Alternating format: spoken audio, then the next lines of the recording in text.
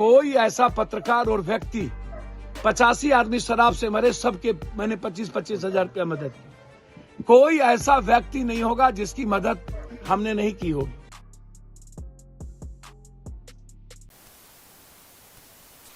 नमस्कार, आप देख रहे हैं भारत लाइव। मैं हूं आपके साथ कंचन। इस वक्त हम कानून व्यवस्था के बारे में बात करेंगे। वह कानून व्यवस्था जिसे बिहार राज्य में दबाया जा रहा है, और जब कानून व्यवस्था को ही दबाया जाए तो राज्य फिसदी क्यों नहीं कहलाएगा भाई?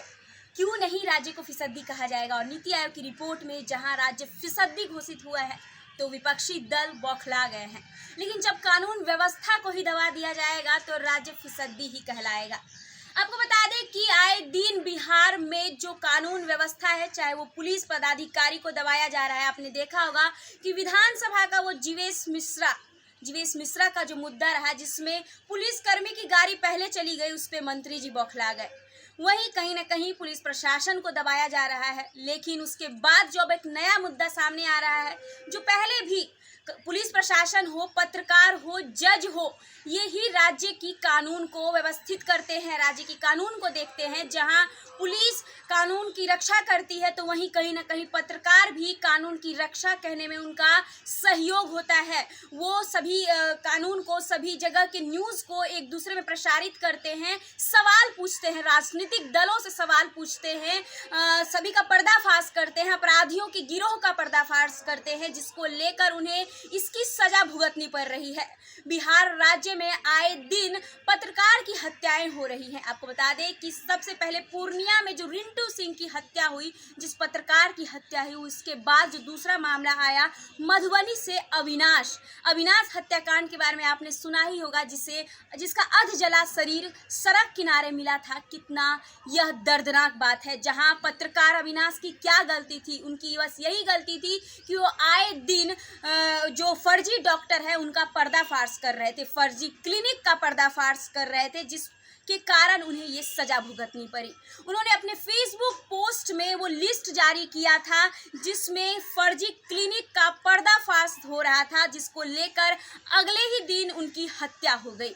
वहीं आपको बता दें कि एक नया मामला जो बिहार राज्य में पत्रकार के मारे जाने का आया है, वो है सहरसा जिला का। जी हाँ, सहरसा जिला में विक्रम कुमार नाम के पत्रकार की हत्या हो गई है, जिसे देखने जाप सुप्रीमो पप्पू यादव पहुंचे हैं। क्या कुछ है इस वीडियो में, देखिए। इसका स्पीडी ट्रायल हो।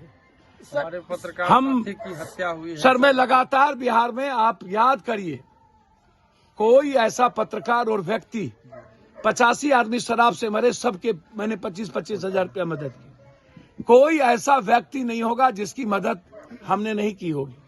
आप पहले न्याय की बात मैं करता हूं, जितनी जल्दी हो सकता हो। मैंने एसपी से कल ही बातचीत की है।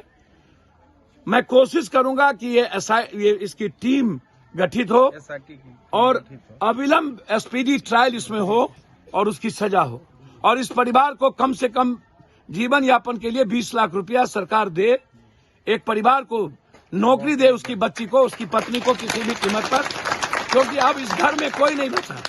हम चाहेंगे कि उसकी पत्नी को सरकार की तरफ से नौकरी मिले, ताकि वो अपने 2 मासूम बच्चे और अपनी बेटी और अपने बूढ़े माँ बाप की परवरिश कर सके। इसमें जितनी क्षमता होगी हम लगाने का प्रयास करेंगे। ये मैं आपको भरोसा देता हूं।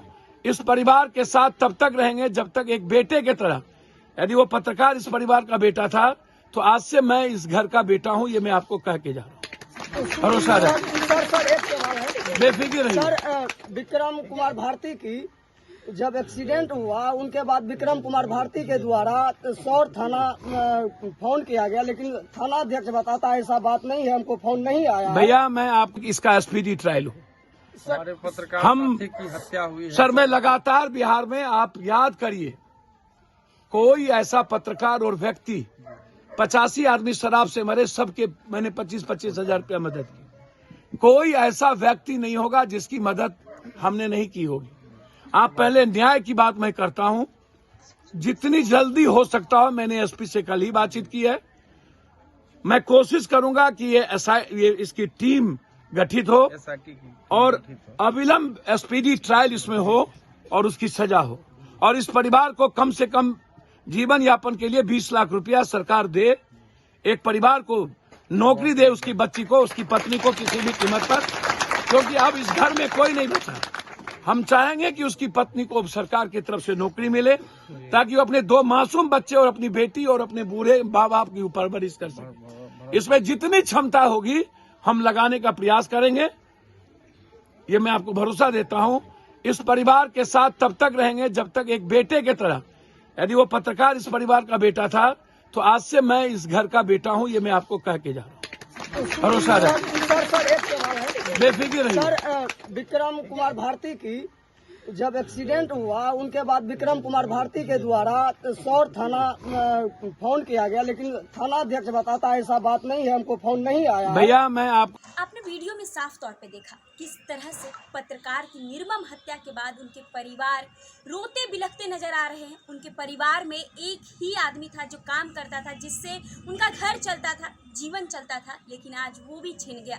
जिसको लेकर पप्पू यादव 20 लाख रुपए की मुआवजा मांग रहे हैं। उन्होंने सरकार को कहा है कि इनके घर में 20 लाख रुपए की मुआवजा दी जाए, जिससे इनका घर चल पाए, पालन पोषण हो पाए बच्चों का, और उनकी बेटी को भी नौकरी दी जाए। आपने देखा कि किस तरह से बिहार राज्य में आए दिन पत्रकारों की हत्या हो रही है, पुलिस प्रशासन को दबाया जा रहा है, तो कहां से इस राज्य में उन्नति होगी? जब कानून व्यवस्था ही नहीं रहेगा तो कहां से शराबबंदी होगी? इस तरह से कानून को दबाया ना जाए। भारत लाइव देखते रहे, बने रहे भारत लाइव पे। धन्यवाद।